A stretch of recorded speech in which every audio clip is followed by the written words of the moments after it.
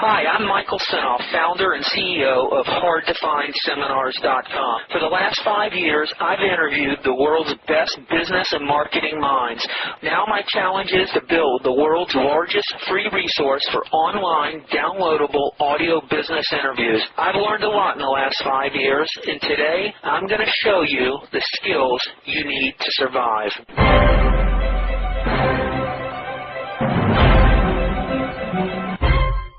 I live in Southern California as well as you do, and you know, Southern California is it's probably one of the best places to live in the whole planet. I mean, it's just incredible, the lifestyle here. I'm 2 minutes from the ocean, and I'm 40 minutes from the mountains. I can go skiing and surfing in the same day if I want to. People out there, you know, stuck in a 9-to-5 job, they hate it, and it's a rat race. The money comes in, and the money goes out just as fast, and they can never get ahead in life. Joint venture marketing, learning how to do joint venture marketing, can allow you to break that cycle and to step away and leave all that behind and start really living your dreams.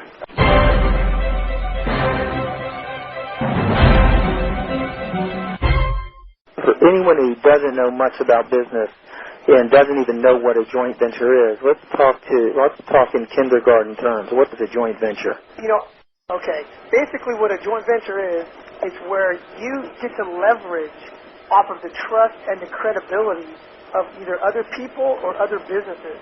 For example, a great example of this, is everyone has seen this right before their very eyes, is Oprah Winfrey. Okay? Who was Dr. Phil before he was on Oprah Winfrey? I mean, he was nobody. He was a struggling guy doing counseling for people in little businesses, and he was nobody. But as soon as Oprah brought him on the show, she transferred her credibility and trust onto him, because when Oprah brings someone on her show and taps them and says, this guy is trustworthy, this guy is great, I use this guy, I love this guy's stuff, her audience, which is comprised of millions and millions and millions of untold households that watch her religiously and want to be like Oprah. So when Oprah says, Dr. Phil, this guy's a guru, this guy can help anybody solve relationship problems, you need to listen to this guy. All of her audience immediately goes, well, if it's good enough for Oprah and she says he's great, I trust her. So then he must be great. So her ability and the trust that she's built with her audience is immediately transferred to Dr. Phil. And look what's happened to Dr. Phil. Yeah, that's exactly right. Now he has his own show, and he's humongous. And when Oprah does that, and she taps him and says, this guy's amazing, and here's his book, by the way, what do people do? They run out by the tens of thousands and they buy his book at the bookstore. And so this guy's become wealthy virtually overnight just because of his joint venture with Oprah. And guess what? Dr. Phil's show, from what I understand, is an Oprah production. That's right. She produces it. So guess who gets paid on his show? She does. So she's a smart businesswoman, and so she brought him on, realized he got that credibility from her, and his sales went through the roof, so she immediately set up the deal with him to produce his own TV show, which is humongous already, too, because Oprah's audience of millions of people were instantly leveraged to Dr. Phil's benefit. I totally see. So she's built the credibility with all her TV viewing audience over the, 10 years, and but without that credibility, it wouldn't work, would it? If Dr. Phil's show came on the air without Oprah, or he was never on Oprah, nobody would know who he is, nobody would trust him or care much about him. But because, like you said, Oprah has built this loyal following, because what she's done, she spent hundreds of thousands of dollars and hundreds and thousands of man-hours putting together stories and information to her audience for their benefit. So she spent years building that trust by giving so much value from her show that people just love her, and they just, everything she says is like gold. So when she taps you on the shoulder and says, this guy's like gold too, all that trust gets transferred immediately, without delay, right to you. That's amazing. Now, that's good for TV. Let's take this same concept of joint venture, and let's say someone wants to apply this in a business-type setting and to generate money. Can you make money doing something similar to that? Exactly, yeah. Any business, and that's the best thing about joint ventures, is that any business, new or old, whether you have no money or no customers, or you're just starting up, or you're some huge $40 million a year corporation, you can use joint venture marketing to get amazing results. You can use it to drive tons of sales. You can use it to get tons of new customers. And here's how they would do it. Like, let's say, for example, you started a new company and you're selling your book, for example. You mentioned to me you had a book you're creating. Let's say I'm selling my CD-ROM, my 61 hours of audio information from my hardtofindseminars.com. So I've got it all on a CD-ROM. Amazing. Anyone who listens to that is going to know it has amazing value. So what you would do is you would think to yourself, who has my prospect before they need me? In other words, what is my prospect doing?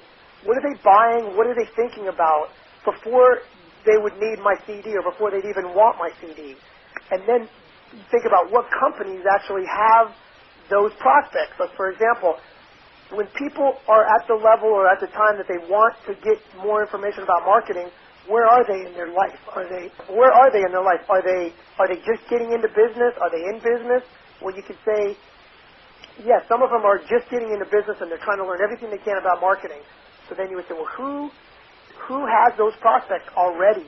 Right, and I'm going to leverage because I don't have to screw with doing lead-generating advertising, spending money on ads, spending money entering the names into a database. That's already being done. I'm leveraging off all the efforts of that other business, right? Exactly. There's other companies out there right now who have already spent maybe the last 3 or 4 years cultivating their customer list, and their customer list is your prospect list. All you need to do is find it. Like, for example, anyone else who sells, let's say, computers, or anyone who sells office supplies, if someone's just getting into business, what are they going to do? They're going to run out and buy office supplies. They need a desk. They need a computer. They need a multitude of things. Well, you could tap in to those resources. Here's a good example. People get an internet connection.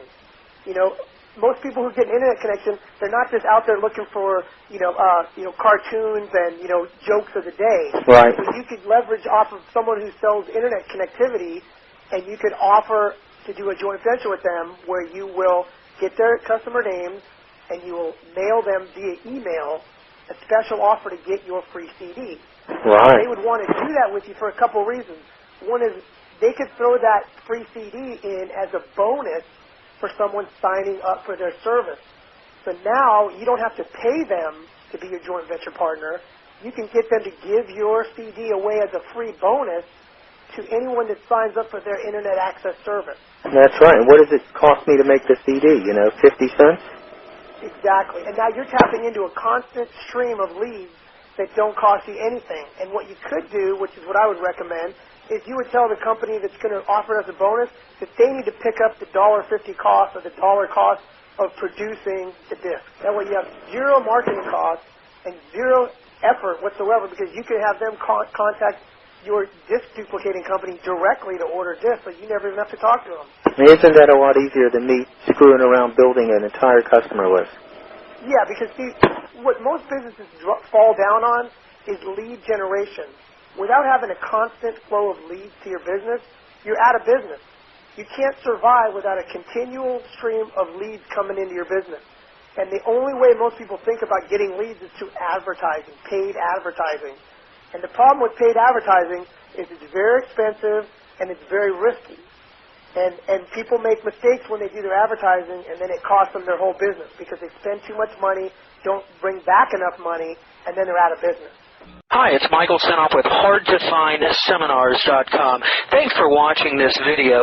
Many of my interviews last 30 minutes, 40 minutes, an hour, sometimes even up to 2.5 hours long. They're actual mini seminars, and you've just listened to a short sample of just one of over 117 hours of exciting, hard-hitting, mind-blowing interviews on how to make money in direct mail, advertising, copywriting. I assure you, there is not a resource anywhere on the internet or on the planet that comes close to the free information I provide at hardtofindseminars.com.